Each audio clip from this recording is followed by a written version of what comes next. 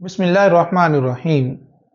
اللہم صلی علی سیدنا و مولانا محمد وعلی آل سیدنا و مولانا محمد وبارک وسلم۔ میرا ہدایت کے ناظرین و سامعین، ہم اسلام کے جو بنیادی ارکان ہے، بنیادی ستون ہے، اس پہ دوسرے ستون نماز کے حوالے سے پچھلی نشست میں ابتدائی گفتگو کر رہے تھے۔ ہماری بات نیت کے صالح ہونے تک پہنچی تھی، اور پھر وہ کیفیت جب بدلی تو پھر آگے بابا جی سرکار نے فرمایا بیٹا اب آگے چلو ذرا، ابھی تو نیت میں ہی جو ہے وہ آپ کہاں کے کہاں پہنچ چکے، اور میں آگے ثنا کرو۔ ثنا سے شروع کرتے ہو، ثنا سے لوگ نماز پڑھنا شروع کرتے ہیں۔ کیا کہتے ہیں اس میں کہ اس کی پاکی بیان کر رہے، سبحانک اللہم، اللہ تو پاک ہے، وبحمدک، تمام تعریفیں تیرے لیے ہے، وتبارک اسمک، تیرا نام برکت والا ہے، وتعالی جدک، اور تو بڑی بلندی والا ہے، رفعت والا ہے، یعنی تو اس کی قسمیں اٹھا رہا ہے۔ اور پھر کیا کہہ رہا ہے؟ ولا الہ غیرک، کہ تیرے علاوہ کوئی نہیں ہے۔ وہی سرکار نے فرمایا غور کرو، اتنی ساری قسمیں اٹھا کر، اتنے سارے دعوے کر کے جو کچھ کہا جا رہا ہے، کیا کہنے والا اس پر قائم بھی ہے، کھڑا بھی ہے، اس کے علاوہ ہر چیز کا انکار بھی کر رہا ہے؟ کیا اس نے تمام باطل معبودوں کی نفی کی، اس کے علاوہ ہر چیز کا انکار کیا؟ ہم تو اس سے باہر والے بت مراد لے لیتے ہیں، وہ ہندو جو پوجتے ہیں وہ نہیں۔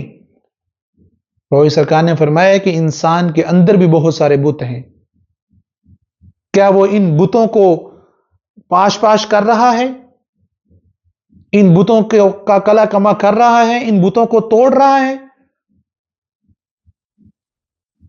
وہ جو ہم اگر انسان اپنے اندر جا کے دیکھے، جو اس نے اپنے اندر بہت سارے بت بنائے رکھے ہوئے ہیں، مثلا حسد کا بت، غیبت کا بت، چغلی کا بت، عداوت کا بت، بخیلی کا بت، شہوت کا بت، دولت کا بت، اس طرح کے بے شمار بت ہیں۔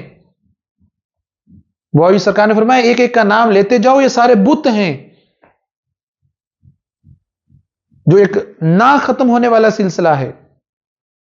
جب تک تو ان کو پاش پاش نہیں کرے گا، وہ تیرے لفظوں پہ اعتبار نہیں کرے گا، خالی لفظ سے جو تو بول رہا ہے۔ کیوں؟ وہ تجھے باہر سے نہیں دیکھتا، وہ تیرے اندر جھانکتا ہے۔ وہ تیرے ظاہر کو نہیں دیکھتا، وہ تیرے باطن کو دیکھ رہا ہے۔ وہ تو ہے ہی تیرے اندر، وہ مشاہدہ ہی اندر کا کر رہا ہے۔ باہر سے تو لوگوں کو دھوکہ دے سکتا ہے، لیکن اس وحدہ لا شریک کو تو دھوکہ نہیں دے سکتا، وہ تو ہے ہی تیرے اندر۔ بابا سرکار نے فرمایا لوگوں نے بیٹا تماشا بنا رکھا ہے، لوگوں کو چکر دے دے کر، ان کے ساتھ مکر کر کر کے اس قدر اندھے ہو گئے ہیں کہ وہ رب کے ساتھ بھی مکر کر رہے ہیں۔ وہی سرکار نے غور کرو، اس لیے تو وہ کہتا ہے ہلاکت ہے نمازیوں کے لیے، اس لیے تو وہ ایسی نمازوں کو ان نمازیوں کے منہ پہ دے مارتا ہے۔ اور وہی سرکار نے فرمایا بیٹا بہت سارے لوگ تو ایسے ہیں جو ثواب کی نیت سے جاتے ہیں تاکہ درجات بلند ہوں۔ فرمایا بابا جی نے فرمایا بیٹا وہ بڑا مہربان ہے، بڑا کریم ہے، وہ کہتا ہے چل تو ثواب کے لیے آیا ہے تو جا تجھے ثواب عطا کر دیا۔ آگے وہی سرکار نے فرمایا بیٹا بہت سارے لوگوں کا یہ عمل جنت کے حصول کے لیے ہے، مگر ہمیشہ ہمیشہ بیٹا میری بات کو یاد رکھنا، آپ نے فرمایا اس کو اپنے دل کی تختی پہ لکھ لو، نقش کر لو اپنے دل و دماغ میں، کہ نماز ہو یا اس کے علاوہ کوئی اور عمل ہو، سوائے اس کی رضا کے اور کوئی طلب نہ رکھنا، بس اس کی رضا کے لیے کام، ثواب کا ذہن میں نہ لانا، جنت کے حصول کا ذہن میں نہ لانا، درجات کی بلندی کا ذہن میں نہ لانا، یہ کم ظرفوں کے فیصلے ہیں۔ جس کا اس وحدہ لا شریک سے تعلق ہوتا ہے، ان کے ہاں فقط اس کی رضا مقصود ہوتی ہے، اور ہمیں یہ اصل بندگی ہے۔ روی سرکار نے فرمایا بیٹا ابھی ثنا ہے، اس کے بعد پھر فاتحہ ہے، قیام ہے، رکوع ہے، سجدہ ہے، تشہد ہے، ہر ایک کا الگ الگ مقام ہے۔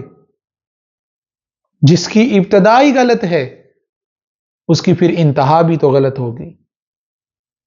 ابھی گفتگو جاری تھی اس موضوع پہ، تو بابا جی سرکار سے ایک دوست نے سوال کیا کہ بابا جی حضور، بہت سارے لوگ کہتے ہیں کہ نماز پڑھنے کا حکم نہیں ہے، نماز قائم کرنے کا حکم دیا گیا ہے، اور بطور خاص یہ لوگ جو اپنا حلیہ درویشوں جیسا لبادہ اوڑھ کر بیٹھے ہوئے ہیں، ملنگ قسم کے لوگ ہیں، وہ اس پر بہت زور دیتے ہیں۔ بابا جی سرکار مسکرائے، آپ نے فرمایا بیٹا یہ سب جہالت کے مارے ہوئے لوگ ہیں، دین سے دور اور روحانیت کے نام پر ایک بدنما دبا ہیں یہ۔ آپ نے فرمایا کہ قائم کرنا کیا ہے؟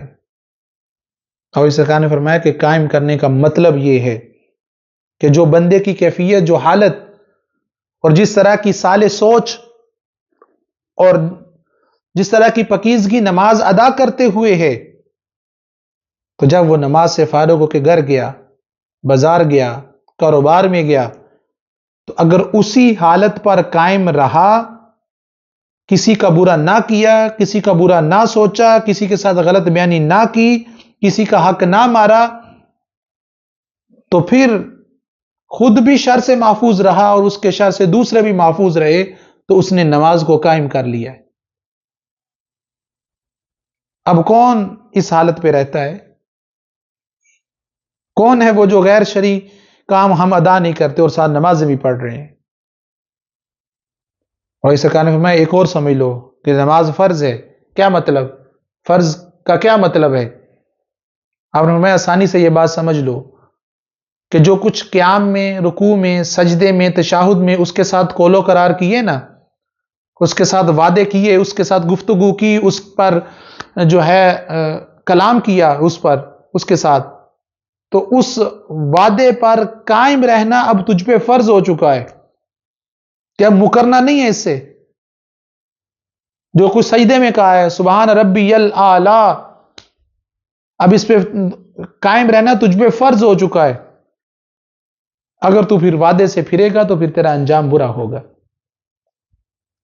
یہی وجہ ہے نا کہ ہر روز لاکھوں لوگ مسلمان عشاء کی نماز پڑھتے ہیں، تو نماز کے دوران جب وتر آتے ہیں تو وتر میں دعائے قنوت پڑھتے ہیں، اور دعائے قنوت میں کفار کے لیے بد دعا کرتے ہیں، ان عذابک بالکفار ملحق، یعنی اس کے لیے عذاب مانگ رہے ہیں۔ حرم میں ہیں لوگ قنوت پڑھ رہے ہیں، مسجدوں میں پڑھ رہے ہیں، گھروں میں پڑھ رہے ہیں، دنیا کے ہر کونے میں پڑھ رہے ہیں، تو ہونا تو یہ چاہیے تھا کہ ان کی اس دعا سے تمام کفار جو ہے وہ نیست و نبود ہو جاتے، لیکن ہو کیا رہا ہے؟ اس کے برعکس کفار روز بروز ترقی کر رہے ہیں، ان کے ملک ہم سے بہتر، ان کی معیشت ہم سے بہتر، مسلمانوں کو گاجر مولی کی طرح کاٹ رہے ہیں۔ ہم تو ہر روز یہ کہہ رہے ہیں ان عذابک بالکفار ملحق، تو کیوں نہیں وہ کافروں کو عذاب دے رہا؟ اس لیے کہ ہم یہ اس کے ساتھ دھوکہ کر رہے ہیں، صرف لفاظی ادا کر رہے ہیں، اس کے پیچھے ہم کچھ نہیں ہے، ہمارا عمل نہیں ہے۔ تو وہ کہہ رہا ہے کہ ٹھیک ہے، جس طرح تو نے میرے سے بات کی میں نے بھی اسی طرح تیری سن لی۔ بابا سرکار نے فرمایا بیٹا وہ بات کرنے کے لیے تیار ہے، یاد رکھنا وہ ملاقات کے لیے تیار ہے، تیار تو ہے، لیکن وہ ملاقات کس سے کرے؟ حضرت اقبال کی زبان میں دیکھ لو کہ اس نے کہا کوئی قابل ہو تو ہم شانے کئی دیتے ہیں، ڈھونڈنے والوں کو دنیا بھی نہیں دیتے ہیں۔ سوال یہ ہے کہ ملاقات کے لیے بیٹا تیار کون ہے؟ آج ضرورت ہے کہ ہم ہر چیز سے بالا تر ہو کر اپنی اصلاح کی کوشش کریں۔ آغاز خود سے کریں تو روشنی پھیلتی جائے گی۔ آج اس نشست میں اپنے ناظرین کے لیے پھر سوال چھوڑ کے جا رہا ہوں، کیا ہم اس رنگ سے، اس ڈھنگ سے اور اس سوچ سے نماز ادا کر رہے ہیں؟ یہ سوال ہے، اپنے دماغوں پہ اس دستک ضرور دیجئے گا، اس کا جواب بھی آپ کو مل جائے گا۔ اللہ ہمیں عمل کی توفیق عطا فرمائے۔ والسلام علیکم ورحمۃ اللہ وبرکاتہ۔